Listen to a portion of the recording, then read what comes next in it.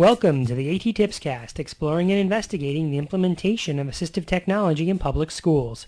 I'm your host, Chris Bouguet. This is episode 105, recorded on November 1st, 2012.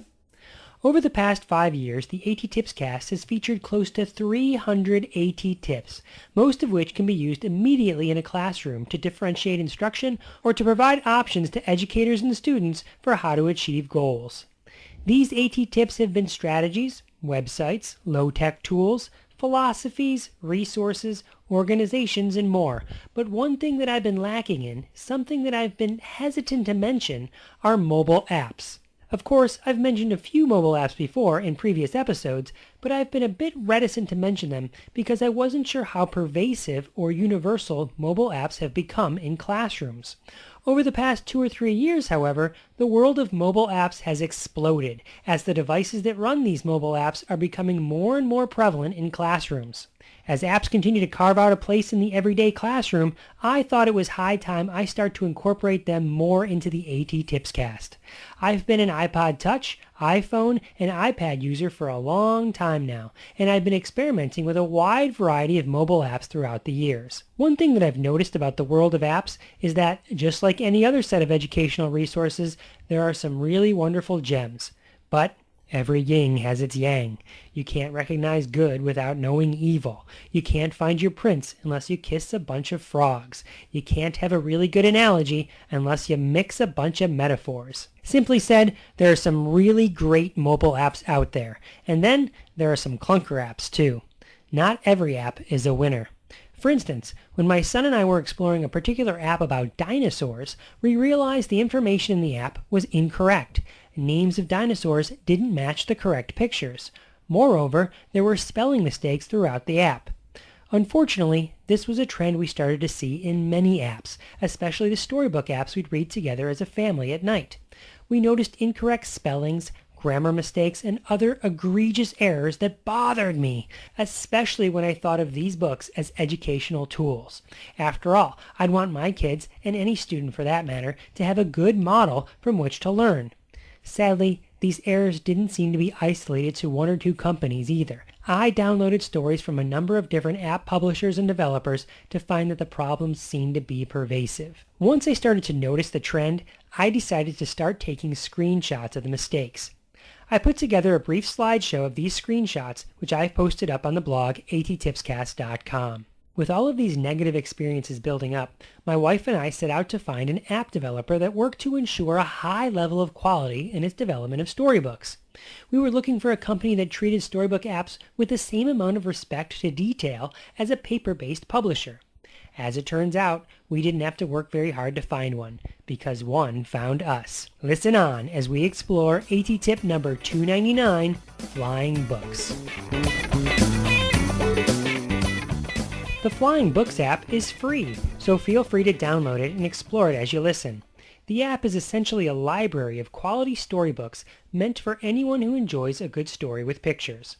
Although the app is free and has some free features that make it a great digital storytelling tool, the individual books in the library are not free. At the time of this recording, all of the books in the Flying Books library are $2.99, although there are special bundles of books for $3.99. The covers of each book are marked with a suggested reading age, but like I said, these books could be enjoyed by anyone who enjoys or benefits from words with pictures. Also, before purchasing a book by just looking at its cover, we all know that's a big no-no, each book has a try feature that allows you to download a preview of the book, which is about 3 pages long. Each book comes with full-screen illustrations, quality voice narration, and this is a biggie, each book is free of banners or advertisements. When you select a title to read, the user is given options for how best they'd like to experience the book. They could use the autoplay feature that turns the book into a passive slideshow experience where the book turns its own pages once the narration on the page is completed. The second option is to select Read to Me, where the narration is automatic, but the user must press forward or back buttons, or swipe, to turn the pages. The third option is to select the Read to Myself function, where the user can read the text and turn the pages at his or her own pace.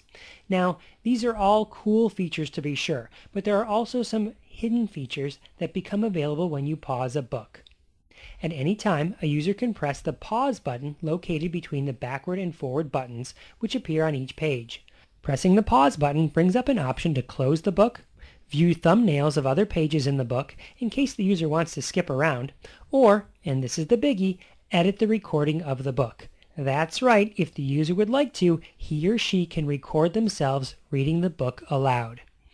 To record, the user presses the Edit Book icon located in the top right corner of the screen, then provides a name and picture, although this is optional, and then presses the Edit button. A red Record button will appear at the top of the screen. Once ready, the user hits the Record button and records their voice. Once finished recording that page, the user uses the right arrow key to move to the next page to record the next page in the book. The ability to make individual audio recordings of each page makes the Flying Books app a potential tool for practicing and/or assessing reading fluency for students. Furthermore, it makes it a great way for educators, peers, parents, grandparents, or other family members to record their voice as they read the story aloud. Recording the story doesn't overwrite the original recording, so students can choose different narrators for the book and listen for differences between the narrators, including their own recordings. The ability to create and listen to the same story from different narrators makes it a tool useful for auditory discrimination and auditory feedback. Imagine a student creating a profile, which just means giving a name, toward the beginning of the school year, like right now. For example, a student named Tucker could create a profile and call it Tucker Fall 2012. Then he could read that book. A bit later, his teacher or parent creates a profile and reads the book too. Tucker then reads the book over and over again, choosing different narrators each time and listening for the differences between how he has read the book and how the other narrators have read the book. After a few months go by, and now we're into winter, Tucker creates a new profile and calls it Tucker Winter 2012, never deleting his old profile. Using this strategy, Tucker could listen to how much he has improved as a reader by first listening to his new recording and then comparing it to his recording from the fall. He'll be able to actually hear how much better he sounds. The books in the library feature a variety of authors and illustrators, so there are many different stories and styles from which to choose. Furthermore, the books currently come in 2 languages, English and French. The quality of the books is top-notch, making sure the audio recordings are clear and crisp that perfectly match error-free text. Unlike my experiences with other storybook mobile apps, I haven't been able to find a mistake yet. So far, I've only talked about what you can do with the library of books, but the Flying Books app also comes with another special feature that also happens to be free. This is the Create Your Own Book feature, where users can create their own picture books using pictures from the photo album. Users select a title, a cover, and some minimal layout options to get started, such as having each picture displayed as a single page, 2 pictures per page, or having a photo album and text effect. Users can select images from the photo album or take pictures right on the spot. Then, once completed, the user can add a recording to each, as I've previously described. Once complete, the book is added to the user's bookshelf. In this way, the Flying Books app could be used by educators to give instructions, ask and answer questions, provide hints or feedback, and so much more. Likewise, students could use this to demonstrate what they know by making a digital story, including screenshots of web pages, drawings, and digital pics.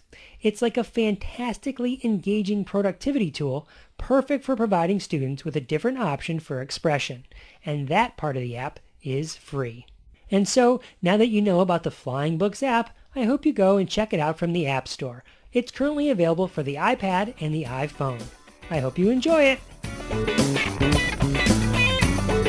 And now for the big news. As you might remember, my wife and I produce a children's story podcast called Nightlight Stories. A few months ago, we were approached by Flying Books about producing some of the Nightlight stories in an illustrated ebook format, sold through the Flying Books app. After fully investigating the quality of the site, checking with other authors, and crossing all our I's and dotting all of the T's, we agreed. Now, several months later, our very first ebook has been produced by Flying Books. The story, Dragonfly, Dragonfly, Show Us the Way, originally aired as episode 11 of the Nightlight Stories podcast back in August of 2009. Since then, we've re-edited the story a bit to tighten up the text and give it a coat of polish. Flying Books paired us with a fantastic illustrator named Reg Silva, who produced extremely vibrant pieces of art to accompany each page of the book. My wife re-recorded the story and is the narrator of the book, which is now available in the Flying Books store. The story itself is about 3 unlikely friends who use their individual talents to help each other through some tough times. We hope you enjoy it, and we hope you read it with your students.